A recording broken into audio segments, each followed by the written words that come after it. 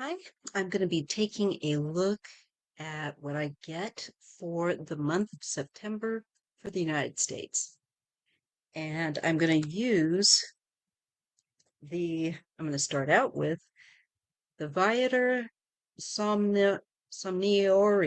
I'm going to use this deck again. It's available off of Etsy, and the creator's name is Stephanie Alia, Alia. All right. So I'm going to put this on pause and I am going to just open that intention and ask for my guides to assist me. And then we'll start the reading. So, okay, let's see what I've gotten.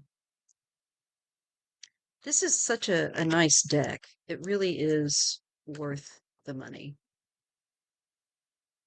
It's not overly expensive, but it's a custom deck. Beautiful artwork.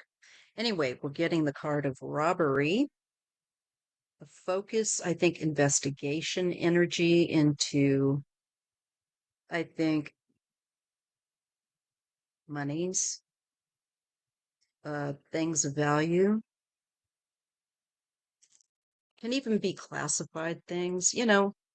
This is some kind of robbery, some theft going on. And you can see one of the figures in the cards has like a bandit's mask on. Okay, so if we turned, they're looking, but maybe not in the right direction, because if we turn it this way, there's the masked bandit still in the cookie. So it feels like it's midst of some kind of investigation. And there's someone feeling like they almost get away with things. They almost do. It's right there, and then boom, it's gone.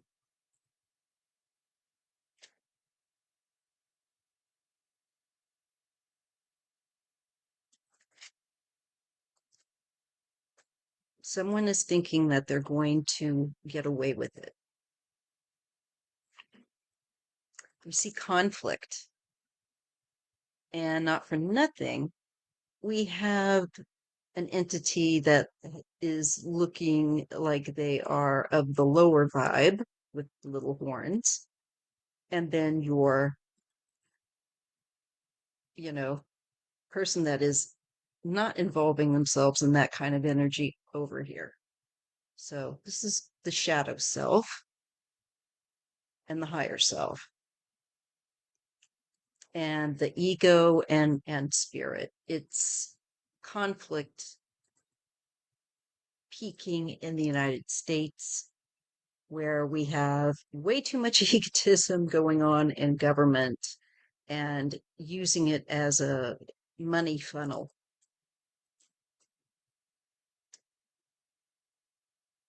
Interesting.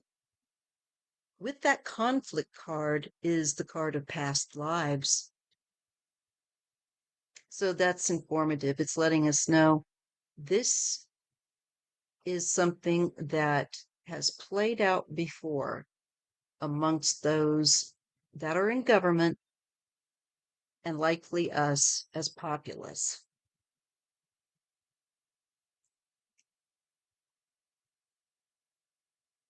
And that would make sense. I mean, we get a lot that reminds us about World War, you know, II and other times when tyranny has threatened the globe. And the embodiment is Russia right now. And China and America, they're in there too. So is Israel. We have a gluttony. We have just a glut of tyrants in charge of very powerful nations. Very dangerous. We get fear, and that's what they use, and that's how they maneuver people. It's how they manipulate people. The subconscious information, the messing with people in real effectual ways that are just unethical and it changes people. That fear for the month of September is also with hope, thank goodness. And there are those of us that are bringing the light and bringing and reminding those that are caught up in the fear that he's trying to project. And it's very understandable how people will feel that way. But we must keep hope. Don't give him the power, or should I say them, because it's not just him. You've got Miller and Vance and a lot of shadow rulers pushing this agenda and using him, including Vladimir. So he's going to bring further darkness, but we are not to be disheartened. We should expect it because he has a limited window of time to do his worst, and it's running out. The masks begin to fall. This is the Dream Lover card. And laughter. People are just going to mock him. And that he's just so absurd. And this is also a way to take back your power is through humor. That's going to really, really, really bother him because he was hoping to stir up fear. And instead, we get people laughing and they are becoming more hopeful because they see how he's losing it. We get rebirth. Something is renewed. And it's paired with flying, soaring. To me, this is also objectivity and overcoming obstacles. And there's a growing new, I think, awareness, perspective. Now just looking at the write-up for conflict, she's saying that the dreams of war, fighting, and so forth. Note the surrounding symbols. What is the conflict affecting? Whom is it between? Well, we have those that are seeking to grasp infinite power and past lives, and fear and robbery on either side of conflict. Those are the two cards either side. So it's about fascism, control again. Makes me think of Stalin and Hitler and that sort of energy. And who it's between are those that cling to fear and want to continue to use and wield fear as a weapon. But there are those who have the ears to hear, and they have hope because they know that Trump is just a man, and human strength has its limitations, even in toxic little groups like he has with the GOP. They are having people not coming back to get reelected, really big folks. Joni, I think, what's her name? I can't remember. But there's a lot of them that are reading the writing on the wall and trying to make sure that they are out when the stuff hits the fan. They don't want to be connected to it, but they will be anyway. And so it's indicating a need to break through stagnation and to transform a disharmonious situation. Um, it's okay to stop engaging, that we are not losing when it says walk away. Well, this one we can't walk away from. We are making a decision for more clear-headed, tranquil, and less chaotic situations. It is not a loss. It is a victory for the self to know when to uh, walk away, or when something doesn't serve the greater good. Well, I don't. That's not going to be Trump. But I definitely think that there's a something that he is not going to get away with stealing, that he was just about ready to snap up and take. And it's because there's opposition that comes from even past history with him. And they know him well and they know how to deal with them. We have fear and hope. Those are the two operating sides. And we need to choose. I choose hope rather than allowing fear to drive the car of my life and my family's life.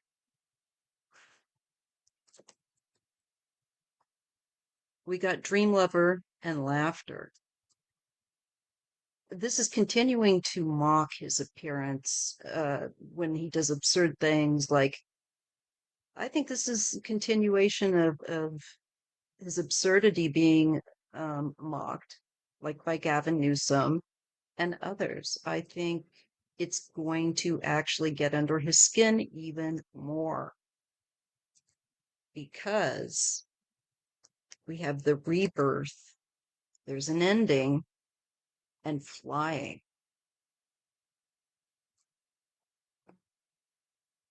Something starts, I believe, the ending there with him.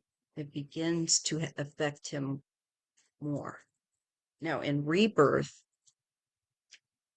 death from life and life from death, nature uses loss to grow anew. When we experience loss, trauma, or profound change, we pave the way for a new life or situation to emerge. I just wrote about that. About this is what the eclipse energy should be doing on September 7th. My birthday, for example, is on the 5th. And if you have a birthday also close to and around this eclipse, some information my mom passed along that she came across was that expect a very transformative effect. And it's been already a very transformative year, but I expect even more from that from this September to next September. Okay.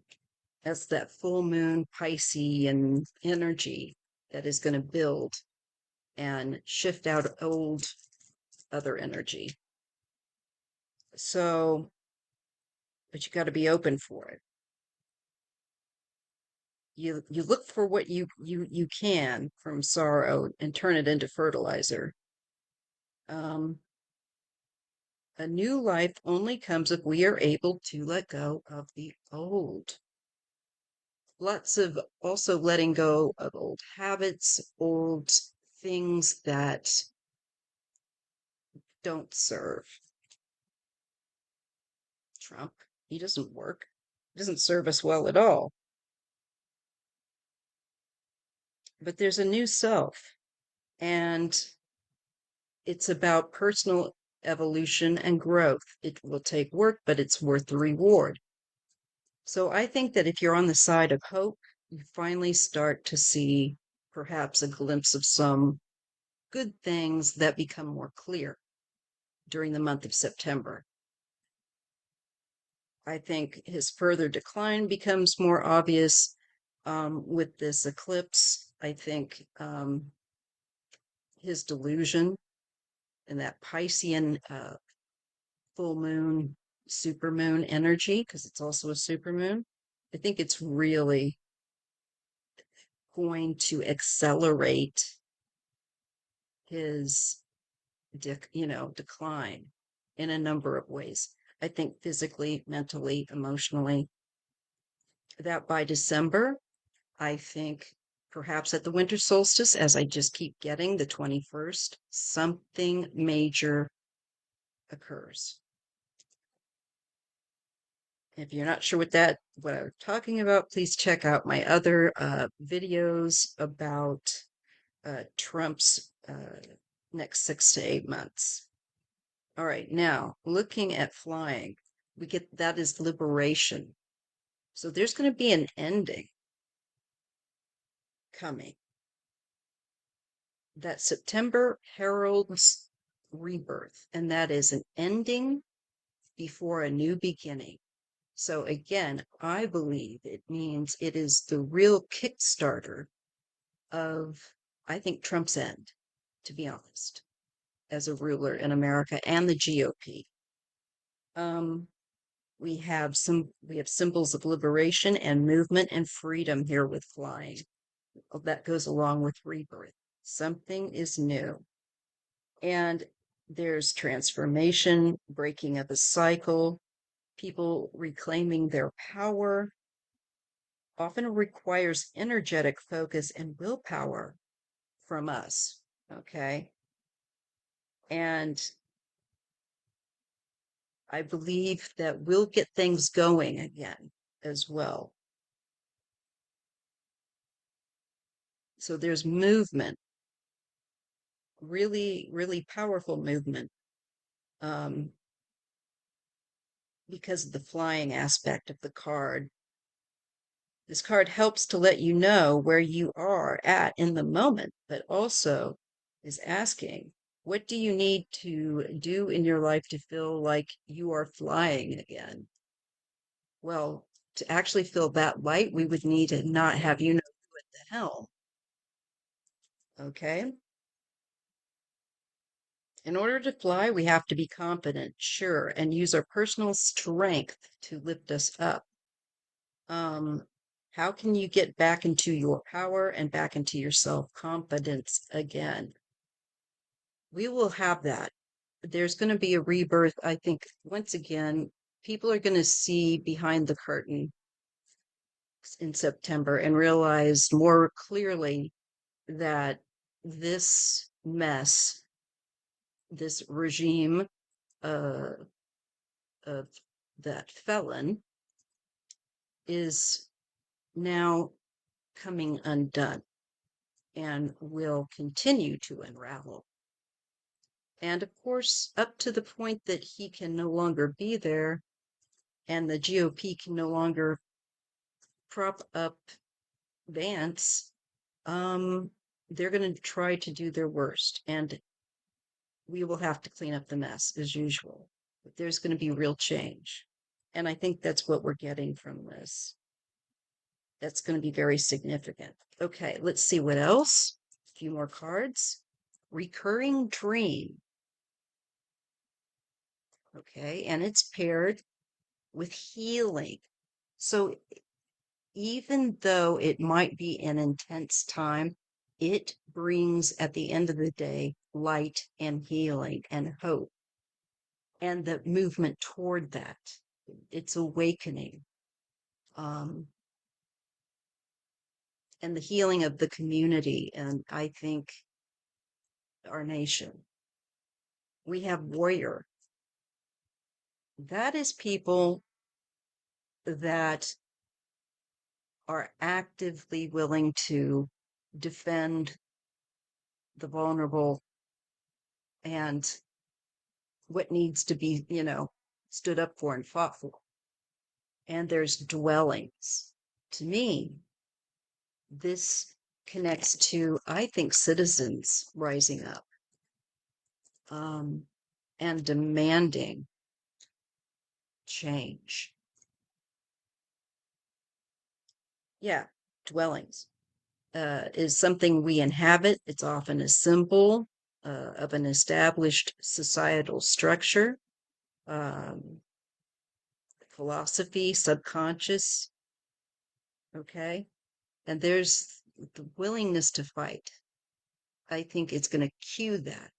I think people will become more boisterous in opposing and more resilient in opposing Trump come September with 30, let's see, 32 here. Let me just give that a look real quick.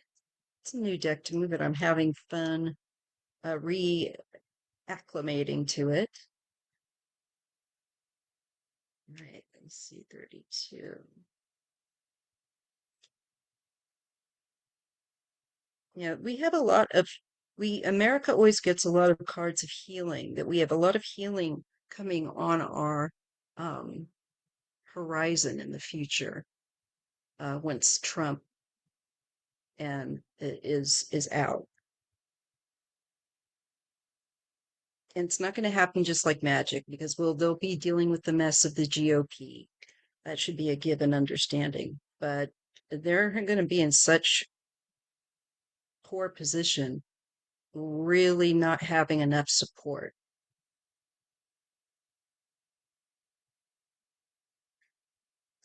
because of how dark they're going to, go with this. Yeah, the warrior is the fundamental archetype of personal strength and integrity. So it can't be them. Sorry. And this is people that are, they'll hate this, woke. They're awakened. They are awakened and they're awakening and they're focusing and using discipline where their personal power is concerned and a need to engage with the world actively, and actions speak louder than words. Warrior symbols encourage clarity, energy, and direction, and by implication, to banish doubt, fear, hesitancy in order to protect oneself, others, and transform the world.